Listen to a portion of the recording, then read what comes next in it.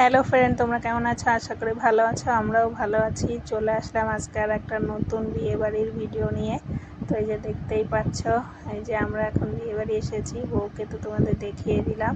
তো বউকে কেমন লাগছে অবশ্যই কমেন্টে জানিও। আর এই যে দেখতে পাচ্ছ, তো দেওর হয় আমাদের, এই যে আমাদের দেওরের বিয়ে। তো এখন আমরা পকোড়া খাচ্ছি। এখন তো বিয়ে বাড়িতে স্টল থাকেই, তো এই যে পকোড়া, ফুচকা, কফি, তো সব কিছুই ছিল। দেখো ছোটো মেয়ে আবার নিয়ে চলে আসছে। তো আমাদের সবাইকে কেমন লাগছে অবশ্যই কমেন্টে জানিও।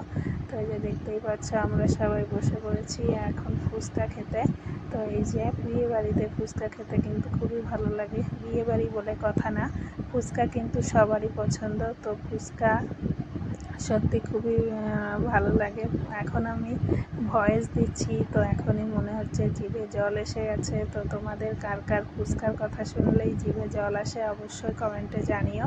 তো মেয়েরাও দেখতে পাচ্ছ ফুচকা খাচ্ছে। তো এই স্টলের খাবারগুলো খেয়ে না সত্যি পরে আর খাওয়া যায় না। তো আমাদের তো সেটাই হয়, কারণ সত্যিকারে বলতে গিয়ে অত আমরা খেতে পারি না।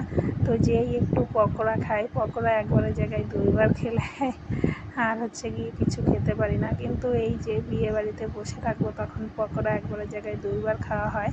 তো এখন আমরা মেন কোর্স খেতে বসে পড়েছি। আর এই যে দেখতে পাচ্ছ মেনু কার্ড, তো তোমাদের সাথে শেয়ার করব কি কি খাওয়া দাওয়া করছি। তো এই যে ছোটো মেয়ে একটু তোমাদের হাই দেখিয়ে দিল। তো আমাদেরকে সবাইকে কেমন লাগছে অবশ্যই বন্ধুরা কমেন্টে জানিও। আর সবাই দেখো বসে পড়েছে, এক পাশে খাওয়া দাওয়া চলছে আর এক পাশে আবার সবাই বসেছে। আর আমাকেও, আমি একটু দেখিয়ে দিলাম। তো আমাকেও কেমন লাগছে অবশ্যই কমেন্টে জানিও। তো সত্যি বিয়ে বাড়ি মাঝে মধ্যে যদি একটু খাওয়া দাওয়া করা হয় খুবই ভালো লাগে। সবসময় বাড়িতে যতই খাই না কেন তবুও বিয়ে বাড়ির খাওয়া দাওয়ার মজাই কিন্তু আলাদা।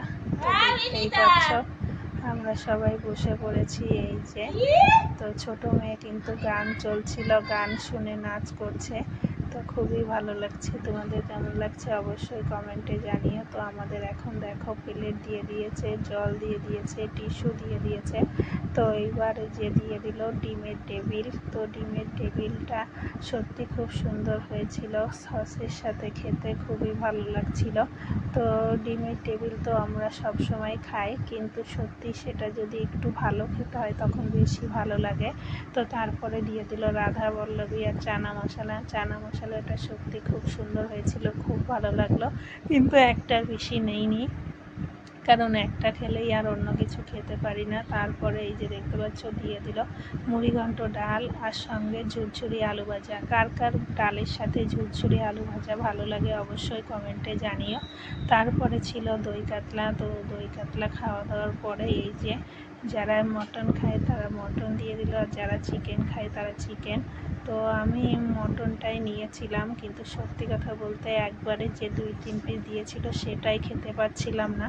কারণ মটনটা না বিয়েবাড়ির রান্না যে কি বলবো ভালো হয়নি সেটা বলবো না, কিন্তু বাড়িতে যে আমরা রান্না করি তখন না একটু অন্যরকম হয়, তখন একটু ভালো খাই। আর যখন বিয়েবাড়িতে খাই, আমি মোটামুটি কোনো বিয়েবাড়িতেই ঠিকঠাক করে মটন বেশি খেতে পারি না।